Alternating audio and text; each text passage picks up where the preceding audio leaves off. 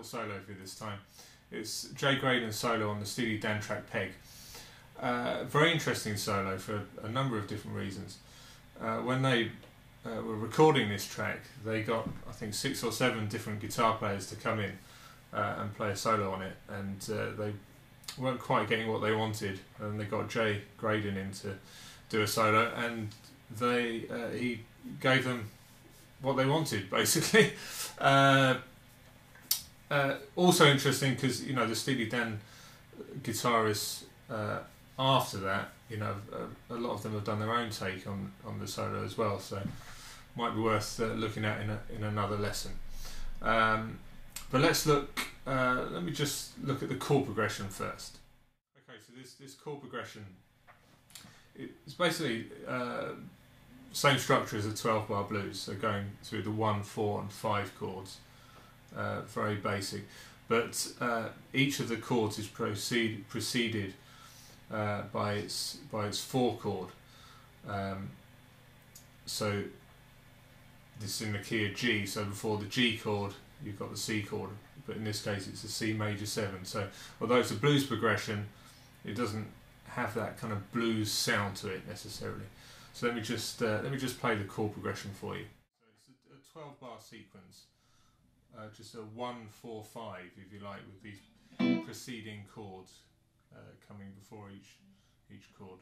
So 1, 2, 3, 4.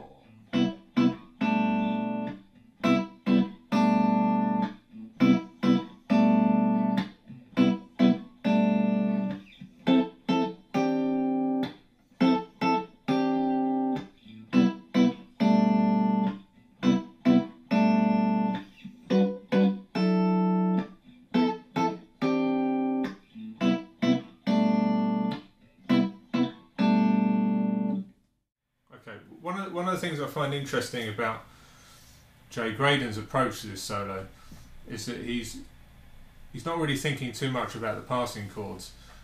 It's almost like he's just thinking about the 1, 4 and 5 chords.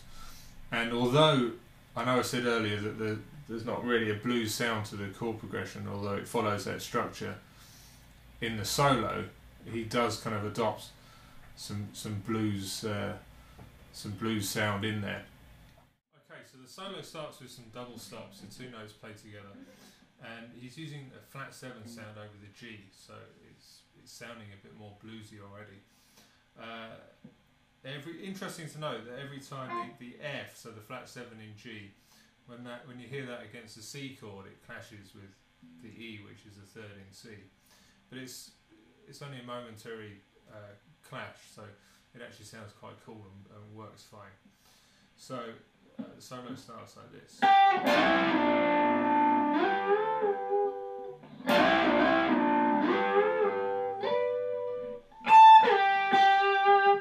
Okay, so that's over the G chord, so the 1 chord. I'm using my pick and fingers there, so you want to get a really good attack on the strings, much sustain as possible, because when you slide up to the 12th fret there and bend, you're not actually re-picking the strings, so quite a lot of finger strength as well. So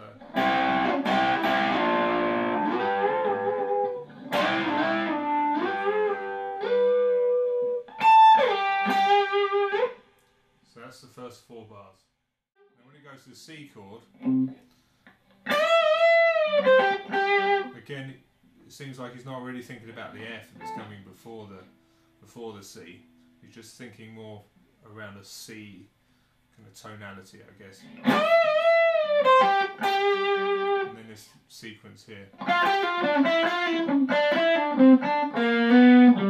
And there's a bit of the blues sound coming in there when it's going back to the G. So you've got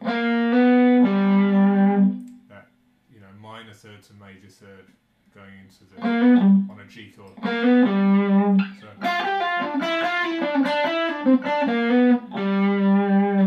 and then you got this cool little idea, you know. And again, the flat 7 coming in over that G, which again giving it a slight blues sound.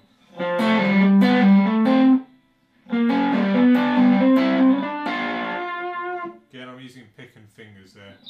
So, and using my third and second fingers because it allows me just to move up. My third finger stays on the D string all the way up, so it's nice smooth kind of transition up the neck. So, and then so it's diatonic to G mixed Lydian. Apart from it's just got one chromatic part in it.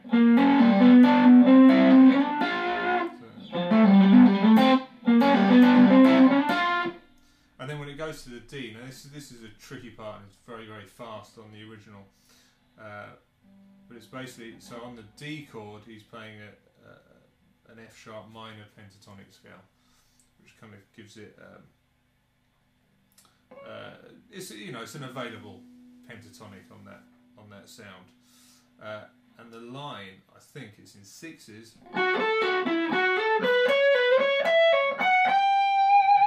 So it's 1, 2, 3, 4, 5, 6, 1, 2, 3, 4, 5, 6. Is that right? 1, 2, 3, 4, 5, 6. Right, it's this. 1, 2, 3, 4, 5, 6, 1, 2, 3, 4, 5, 6. And so it's on the beat. And I'm playing that pick, pull off, pick, hammer on. So pick, hammer on, pick, pull off, and 2 picks there. So,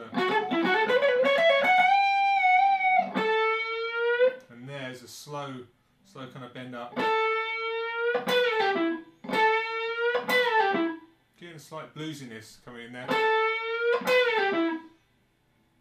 Yeah.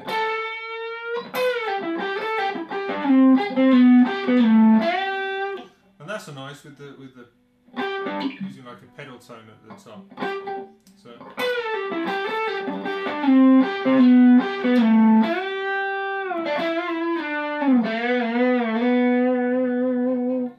And the bend there is 6 to the right.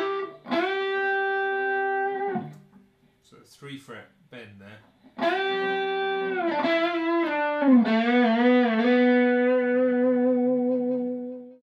mean, other things to note about the original solo is that it's got a great feel and vibe. Actually, when I was recording this, it was quite difficult to get close, that close to the original phrasing, and to get that feel right on top of the beat. So please do check out the original. Okay, just a quick note about the gear I'm using. I'm using a Fender Strat Plus with some Kinman pickups in it that needs a clean and a bit of a setup, I have to say. And then just a Blues Junior. Let me show you. Just using a little Blues Junior combo there, which I've basically got. I've gone a bit old school and just turned it up full. Yeah, got the master down a little bit so I wasn't deafening you, and all I'm using on the very untidy pedal board there is just a Dynacomp, just hitting the front of the amp a bit harder, and that's it. Well, I hope you enjoyed that. I hope you found that useful, and as always, any suggestions or feedback, more than welcome, and see you soon.